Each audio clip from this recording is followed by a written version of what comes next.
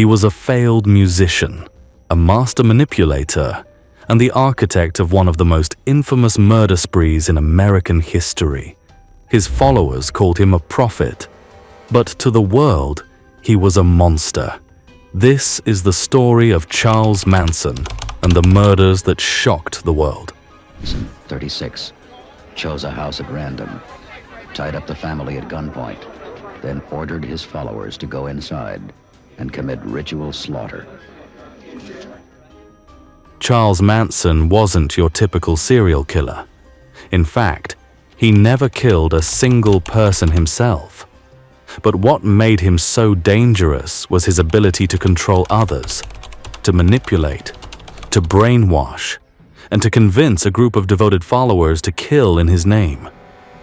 To understand how one man could hold such power, we have to go back to where it all started. The making of a madman. Charles Manson was born in 1934 to a 16-year-old mother who had little interest in raising a child. He bounced between relatives, foster homes, and reform schools, spending much of his youth in trouble with the law. By the time he was an adult, he had already spent half his life in prison. Inside those walls, Manson studied everything: psychology, persuasion, cult leaders, and how to control people. He became obsessed with power and influence, learning how to exploit the weaknesses of others. By the late 1960s, as the counterculture movement swept through America, Manson saw his opportunity. He positioned himself as a spiritual leader, drawing in lost, vulnerable young people, mostly women, who were seeking purpose. He promised them love, freedom, and enlightenment. But what they got was something far darker. The Manson family. Manson and his growing group of followers, known as the Manson family, settled at Spahn Ranch, a rundown film set in the California desert. They lived communally, disconnected from society, worshipping Manson like a god. To them, he was more than a man. He was a messiah. He preached about an impending race war that he called Helter Skelter, inspired by the Beatles' song of the same name. He convinced his followers that black people would rise up and overthrow white society, but that they, his chosen ones, would be spared to rule over the survivors. But in Manson's twisted mind, this race war wasn't happening fast enough, so he decided to start it himself. The murders begin August 8th, 1969. It started with Tate LaBianca, a gruesome two-night killing spree that left the world horrified. On the night of August 8th, 1969, Manson ordered his followers Tex Watson, Susan Atkins, Patricia Krenwinkel, and Linda Kasabian to drive to a house in the Hollywood Hills. This wasn't a random target.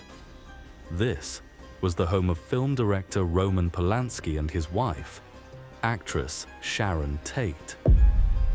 Manson had once met the home's previous owner, music producer Terry Melcher, and felt slighted when Melcher refused to help him launch his music career. To Manson, this house represented rejection. Roman Polanski was out of town that night, but inside was Sharon Tate, Jay Sebring, Wojciech Frykowski, and Abigail Folger. Tate, just 26 years old, was 8 months pregnant with her first child. The killers climbed over the property's gate, cutting the phone lines to ensure no one could call for help. The first victim was 18-year-old Stephen Parent, who had been visiting the caretaker of the guest house. Watson shot him 4 times, killing him instantly. Then, they entered the main house. Jay Sebring, a celebrity hairstylist, pleaded with them not to harm Sharon, but Watson shot and kicked him to death. Abigail Folger, the coffee heiress, tried to run, but Krenwinkel chased her down, stabbing her 28 times. Frykowski, already wounded, managed to fight back, but Watson struck him repeatedly with the gun, then stabbed him 51 times. Sharon Tate was the last to die. She begged for the life of her unborn child, but Susan Atkins ignored her pleas, stabbing her 16 times before using Tate's blood to write the word "pig" on the front door.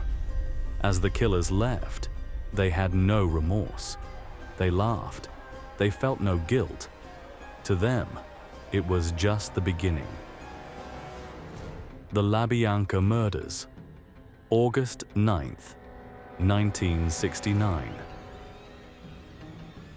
The next night, Manson himself accompanied the group to Leno and Rosemary LaBianca's home. He tied them up, reassuring them that they would not be harmed before leaving, ordering his followers to finish the job. Watson stabbed Leno 12 times with a bayonet, carving the word "war" into his stomach. Rosemary was stabbed 41 times. The killers scrawled words in blood across the walls: "Rise, death to pigs," and "Helter Skelter."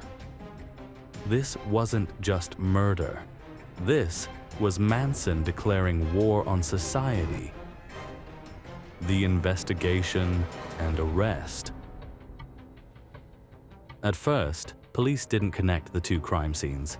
The murders seemed random, senseless. It wasn't until Susan Atkins was arrested for an unrelated crime that the truth came out.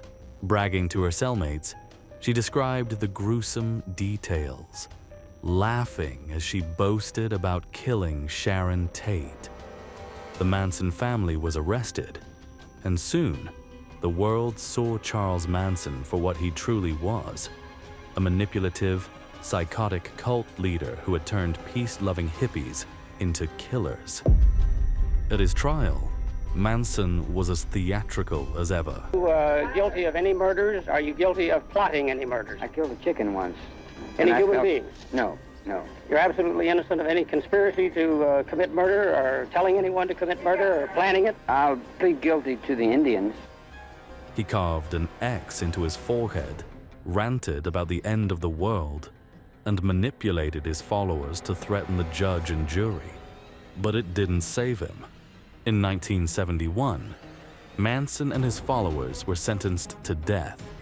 When California abolished the death penalty, their sentences were commuted to life in prison. 1971. In Los Angeles, Charles Manson and 3 of his female followers are convicted of murder and conspiracy in the slayings of actress Sharon Tate and 6 others. Manson's legacy of terror. Manson spent the rest of his life behind bars, never showing remorse, always maintaining his cult-like charisma. Even in prison, he had fans, followers who believed in his twisted ideology. He died in 2017, but his crimes still haunt Hollywood, still spark fear, and still serve as a chilling reminder of how one man's influence can lead to unspeakable evil. A man who never killed, but turned others into killers. A master manipulator whose reign of terror left an unforgettable stain on history. This was Charles Manson.